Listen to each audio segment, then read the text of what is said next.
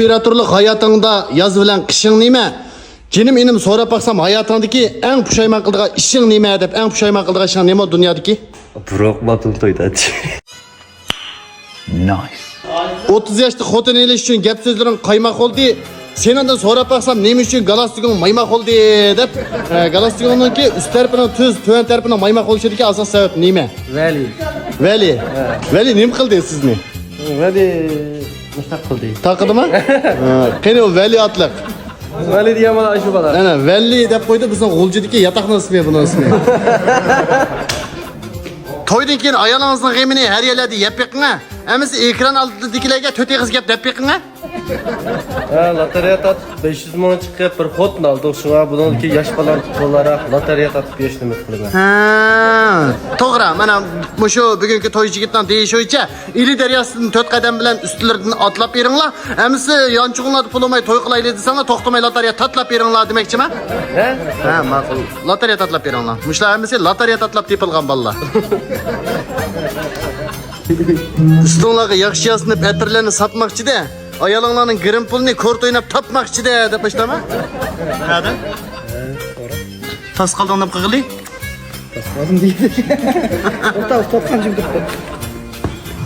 Deska wow, ftag'allari. Nurg'un qizlar kuyib shirar o'tingizda, hikoyalar liq turibdi qutingizda. Nima uchun bugun mushta xo'shallik kunlarda bir talma paypoqliqda putingizda deb. Nima ish qilib putingizni paypoq kiymadingiz? Ya siva bormi ko'rinmas, etran siva. Qo'ng'irab aytilganning hammasi naqsh bo'lib ketadi. Jenimadash hodiqmay qarab, budaq to'ylaringda yaxshi bo'lib ketadi deb. To'la hodiqib ketmang do'stim.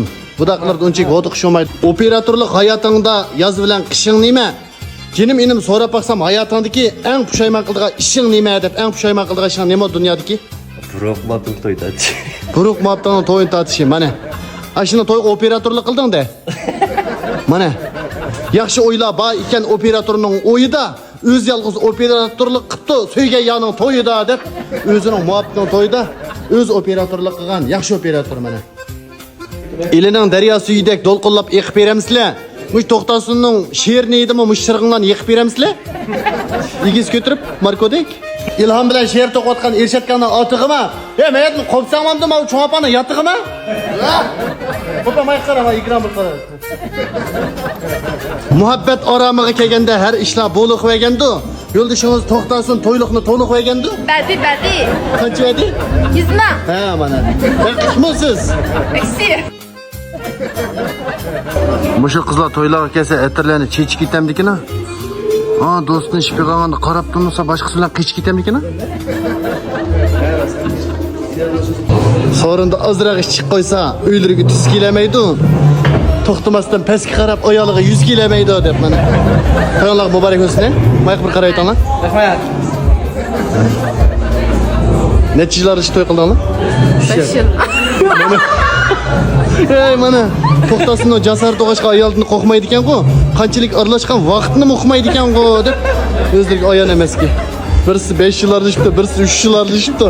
Shu vaqtda girimlaringlarni satrashqanda qilib har yerlarda qolmish qolmagansizlar. Bugun to'yga kelgan mezgilda bir-biringlar diqqat qilgansizlar. Kelin qiz olmish qolmagansizlar. Mushu shuda?